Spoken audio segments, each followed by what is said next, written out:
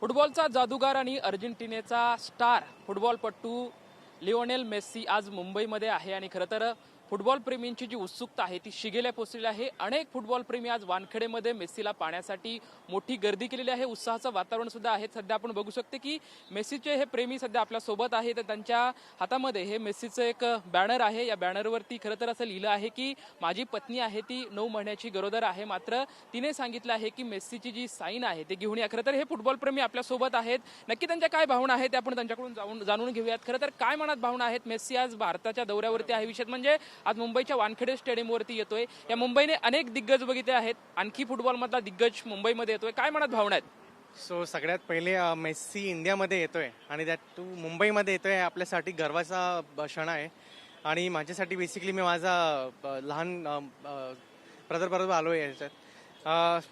आम्ही खूप लहानपासनं त्याला बघतात, त्याचं जादू जे तुम्ही म्हटलात फुटबॉल फील्डवरती ते अप्रतिम क्षण आम्ही बघितलेत फ्रॉम स्टार अराउंड 20 इयर्स झालेत आत्तापर्यंत।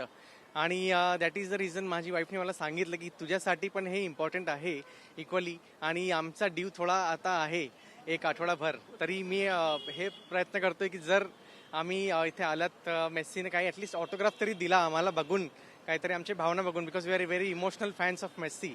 तर आमच्यासाठी खूप इमोशनल सण असणार तो। आणि मी तेच कल्पना करतोय जर 18 डिसेंबरला आम्हाला लाईक आमचं किट झालं तर that is the reason. Argentina world cup जिंकलं होतं त्या तारखेला 3 वर्षापूर्वी, ते आमच्यासाठी खूप महत्त्वाचं क्षण असेल।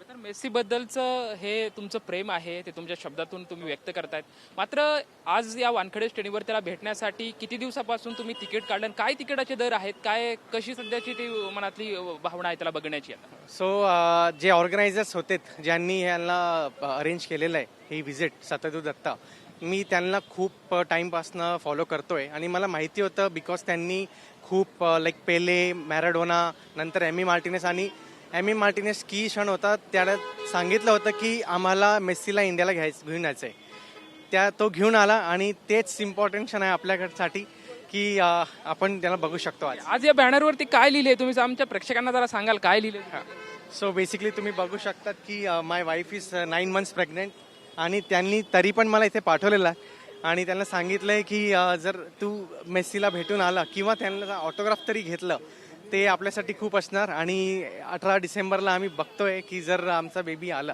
18 डिसेंबरला मेस्सी 3 वर्षापूर्वी वर्ल्ड कप जिंकला होता। ते एक वन ऑफ द इम्पॉर्टंट क्षण असणार आमच्यासाठी। स्टेडियममध्ये उभं राहून मेस्सीचं कसं स्वागत करणार आहेत? काय तुम्ही त्यांच्याबद्दल बोलणार, काय बोलणार, मनात भावना आहेत?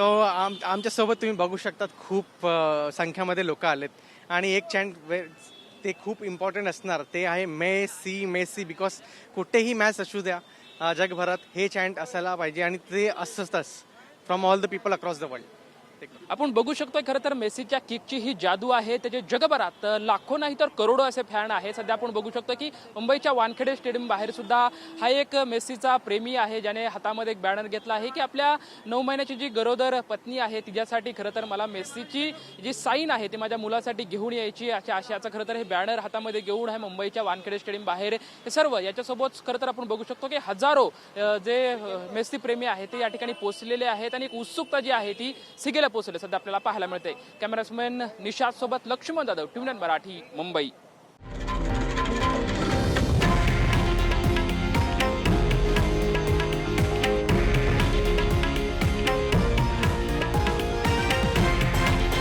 हे आहे देशातील नंबर 1 न्यूज नेटवर्क आणि आपण पाहत आहात TV9 मराठी, एकमेव।